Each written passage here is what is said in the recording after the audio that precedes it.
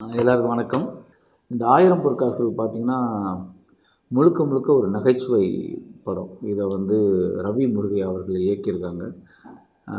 சரவணன் சாரும் நானும் சேர்ந்து நடிச்சிருக்கோம். அதுக்கப்புறம் இதில் கிட்டத்தட்ட ஒரு 13-14 கேரக்டர்ஸ் எல்லாருக்குமே ஒரு தனித்துவமான ஒரு ஒரு ரோல் இருக்குது. இது முழுக்க முழுக்க 100% காமெடி படம். ஆமாம், காமனாகவே நீங்கள் பார்த்தீங்கன்னா ஒரு ஸ்டோரியை மைண்டில் ஃபிக்ஸ் பண்ணும்போது இந்த கேரக்டராக இருக்கட்டும், கதையாக இருக்கட்டும், நம்மளுக்கு இது இது எப்படி செட் ஆகும்னு ஒரு ஹீரோவுக்கு மைண்டில் ஓடிட்டு இருக்கும். எந்த சீக்வன்ஸில் இந்த படம் எனக்கு செட் ஆகும்னு சொன்னிச்சு? இல்லை, ஆக்சுவலாக நான் சொல்கிறேன், என்ன தியேட்டரில் இருக்கும்போது கூத்துப்பட்டில் நாடகம் நடிக்கும்போது எவ்வளவு சீரியஸ் ரோல் பண்ணுறேனோ அவ்வளோக்கு ஈக்குவலாக நான் காமெடி ரோல் நிறையா பண்ணியிருக்கேன். காமெடி நாடகங்கள் நிறையா பண்ணியிருக்கேன். எனக்கு காமெடி ரொம்ப பிடிக்கும். நீங்கள் மைனாலே பார்த்தீங்கன்னா அங்கங்கே லைட்டாக சட்டையில் ஒரு சின்ன காமெடி இருக்கும். அப்புறம் கொள்ளைக்காரனில் கொஞ்சம் காமெடி இருக்கும். அப்புறம் பட்டைக்கிழப்பன் பாண்டியா அது இருக்கும். ஆனால் அதுக்கப்புறம் எனக்கு முழுசாக ஒரு காமெடி படம் பண்ணணுன்னு ரொம்ப ஆசை. அப்படி ஒரு படம் தான் இது. இந்த சட்டை கண்டிப்பாக எனக்கு செட் ஆகுங்கிற பெரிய நம்பிக்கை இருக்குது. எல்லோரும் படம் ப்ரெஸ்ஸில் பார்த்துட்டு அத்தனை பேருமே நல்ல செட் ஆகிருக்குன்னு சொல்லியிருக்காங்க. ஆடியன்ஸ் நீங்கள் பார்த்துட்டு உங்கள் கருத்துக்களை சொல்லுங்கள். இவ்வளோ பெரிய காமெடி ஆர்டிஸ்ட் கூட ஒரு ஹீரோ பயணப்படும் போது உங்களை விட இன்னொருத்தங்க அதிகப்படியாக காமெடி பண்ணாங்க, லைட்டாக ஜர்க் ஆகும். அந்த மாதிரியான ஒரு சீக்வன்ஸ் வந்துருக்கான். இல்லை இல்லை, நான் எப்போதுமே இன்னொருத்தர் நடிப்பை பார்த்து நான் பயந்ததும் இல்லை, மிரட்சி ஆனதும் கிடையாது. என்னோடய வேலை என்ன உண்டோ அதை செய்யணுங்கிறது மட்டும்தான் என்னோடய முழு கவனமும் இருக்கும்.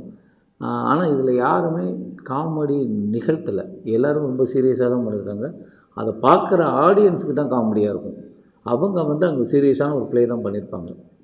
இதில் 1000 பொற்காசுகள் என்ன மாதிரியான கண்டென்ட்டாக பேச போகுது? ஆசையை பற்றி, ஒரு மனிதனுக்கு இருக்கிற பேராசையை பற்றி, அதை பற்றி பேசணும்னு சொல்கிறேன். அவன் காமனாகவே பார்த்தீங்களா, இப்போ ஸ்டார் காஸ்ட் மூவி மட்டும்தான் தேட்டருக்கு வராங்க மக்கள்.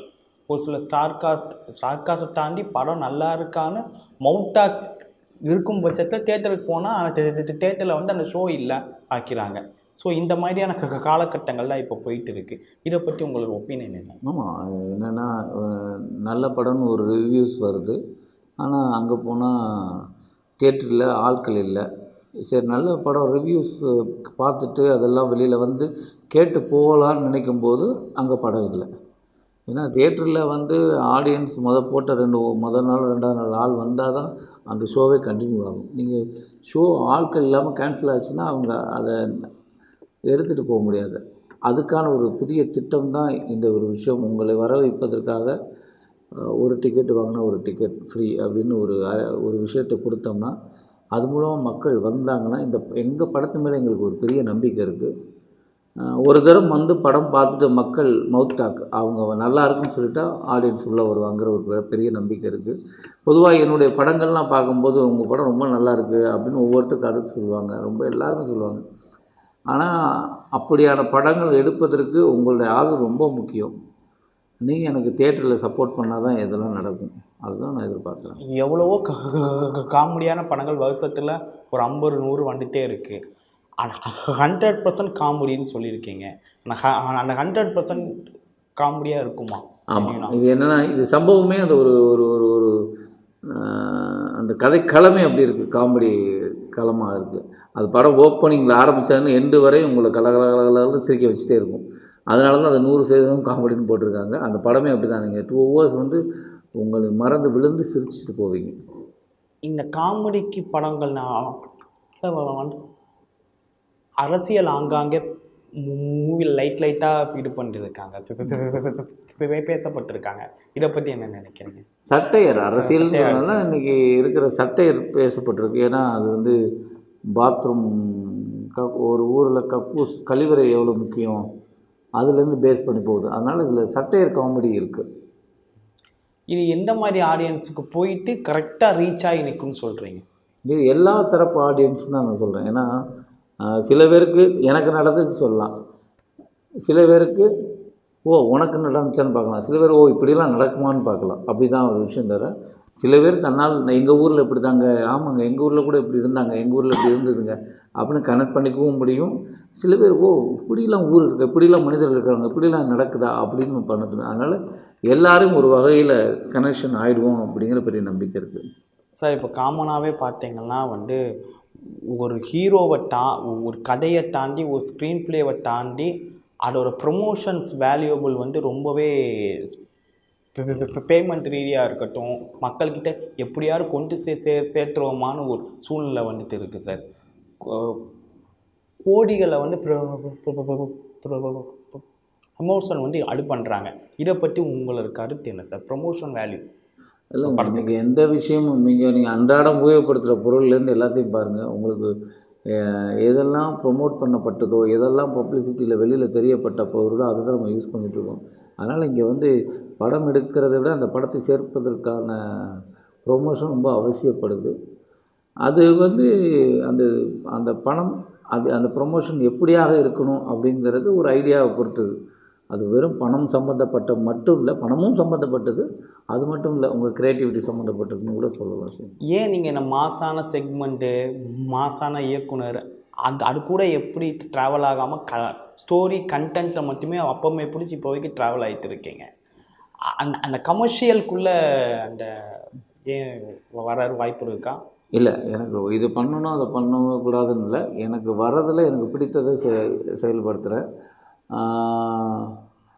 இன்னொன்று 10 பேரில் நான் கொஞ்சம் தனியாக தெரியணும்னு நினைக்கிறத, நான் ஒவ்வொருத்தரும் தனியாக அடையாளப்படுத்திக்க தான் விரும்புவாங்க. அது மாதிரி என்னை நான் தனியாக அடையாளப்படுத்திக்கிறேன்னு நினைக்கிறேன். நல்ல படங்களுக்குள்ளே நான் இருக்கிறேன் அப்படின்னு நினைக்கிறேன். Okay sir. அப்போ காமனாக நீங்கள் பார்த்தீங்கன்னா வந்து ஒரு வாரத்துக்கு 7 படங்கள் 6 படங்கள் வருது. அதை வந்து கட்டுப்படுத்தினா கொஞ்சம் கிளாரிட்டியான மூவிகள் மட்டும் ஆடியன்ஸ் மத்தியில் கொஞ்சம் ரீச் ஆகும். ஒரு வாரத்தில் 2 படம் அந்த 2 படம் மட்டும்தான் பார்க்கக்கூடிய ஒரு சூழல் இருக்கும் போது அந்த 2 படத்தை மக்கள் பார்க்கக்கூடிய விஷயங்கள் இருக்கும். அந்த படத்தில் என்ன சொல்லியிருக்காங்கன்னு மக்கள் கொஞ்சமாக ஐடியாலஜி இருக்கும். ஸோ 8 படம் 6 படம் வரும்போது பாதி படம் காணாமலே போகுது. ஸோ இதை எப்படி வரைமுறைப்படுத்தினா எப்படி இருக்கும் நினைக்கிறேன் ஒரு ஆக்டராக? இது இது இது இது அப்படி ஒருத்தர் பொதுவாக வந்து வரைமுறைப்படுத்துறது, பொதுவான ஒரு தொழிலுக்குள்ளே வரைமுறைப்படுத்துறது, தொழில்னு சார்ந்துட்டாலே இப்படி தான் பண்ணணும் அப்படி தான் பண்ணணும்னு சொல்ல முடியாது. யாருக்கு பிடித்ததெல்லாம் பண்ணலாம். ஆனால் நம்ம வந்து ஒருத்தர் தயாரிக்க வராங்க, ஒருத்தர் ப்ரொடியூஸ் பண்ண வராங்க அப்படின்னா மெயின் உங்களுக்கு எதை வச்சு நீங்கள் எதை ப்ரொடியூஸ் பண்ண போகிறீங்க, எதை விற்க போகிறீங்க? சினிமா தான், அந்த கதை தான். முதல்ல அதில் கவனம் செலுத்தினா நல்லதுன்னு நினைக்கிறேன். அப்படி நல்ல கதைகளாக தேர்ந்தெடுக்கும் போதே அந்த ப்ரொடக்ஷன் குவாலிட்டி கம்மியாகிடும்னு நினைக்கிறேன். குவான்டிட்டி அளவுகள் ரொம்ப கம்மியாகிடும். அப்போ படங்கள் ரொம்ப கம்மியாகவும் தரமான படங்களாக வரும்னு நான் நம்புகிறேன். அதுதான் முக்கியம். இது ஒவ்வொருத்தரும் அவங்கவுங்க முடிவு பண்ணுற விஷயம்னு நினைக்கிறேன். எனக்கு தெரிஞ்ச அளவுக்கு அதுதான். என்ன பொது வகையான வியாபாரத்தில் யார் வேணால் படம் தயாரிக்கலாம்ல. அப்போ எல்லோரும் தயாரிக்கிறாங்க. அப்போது அப்படி தான் சொல்ல முடியும். ஆமாம், உங்களோட கேரியரில் நான் சூப்பராக ஆக்ட் பண்ணேன், கதை சூப்பராக இருந்துச்சு, ஆனால் அந்த படம் வந்து செப்ரேட்டாக மக்கள்கிட்ட கொண்டு போய் சேரலை அப்படின்னு ஏமாற்றம் வருத்தமாக இருக்கா? இல்லை, நான் சூப்பராக நடிச்சிட்டேன்னு எப்பவும் சொல்ல மாட்டேன். நான் சூப்பராக அந்த இயக்குனர் எதிர்பார்க்கலும் நடிக்க ஒவ்வொரு தடவை முயற்சி பண்ணிகிட்ருக்கேன்ட்டாங்க. இது தன்னடக்கமான விஷயம் இல்லை. ஏன்னா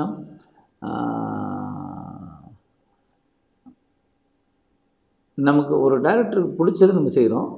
நமக்கு பர்சனல் கேட்டால் இன்னும் இதோட பெட்டராக பண்ணியிருக்கலாமா அப்படிலாம் எப்போதுமே எல்லா ஒரு நடிகருக்கும் தோன்றது தான். அதனால் நான் வந்து நல்லா நடிக்கிறதுக்காக முயற்சி பண்ணி ஒவ்வொரு படங்களும் பண்ணிகிட்ருக்கிறேன். என்ன கேள்வி கேட்டீங்க? எப்போ மாதிரி ஏமாற்றம் இருக்கா? நான் சூப்பராக ஆக்ட் பண்ணியிருக்கேன், இயக்குனர் செம்மையாக பண்ணியிருக்காங்க, இருந்தாலும் மக்களுக்கு கொண்டு போய் சேரலை. இல்லை, அப்படியான படைப்பு வந்து முக்கியமாக நான் காடு படத்தை சொல்லுவேன். ஒரு அற்புதமான ஒரு படைப்பு. அது வந்து ரொம்ப அவசியமாக சொல்ல வேண்டிய ஒரு படைப்பு. அதை ரொம்ப நல்லா எடுத்திருந்தாங்க. ஆனால் அது போய் மக்களுக்கு சரியாக சேரலைன்னு நான் நினைக்கிறேன். பொதுவாக இன்றைக்கி மழை வெள்ளத்தில் பாதிக்கப்பட்டு ரொம்ப ஸ்ட்ரெஸ்ஸில் இருந்தோம். இன்றைக்கி நெல்லை, தூத்துக்குடி மாவட்டங்கள்லேருந்து மழை வெள்ளத்தில் பாதிக்கப்பட்ட மக்கள் அதுலேருந்து மீண்டும் இப்போ தான் வந்திருக்கேன்.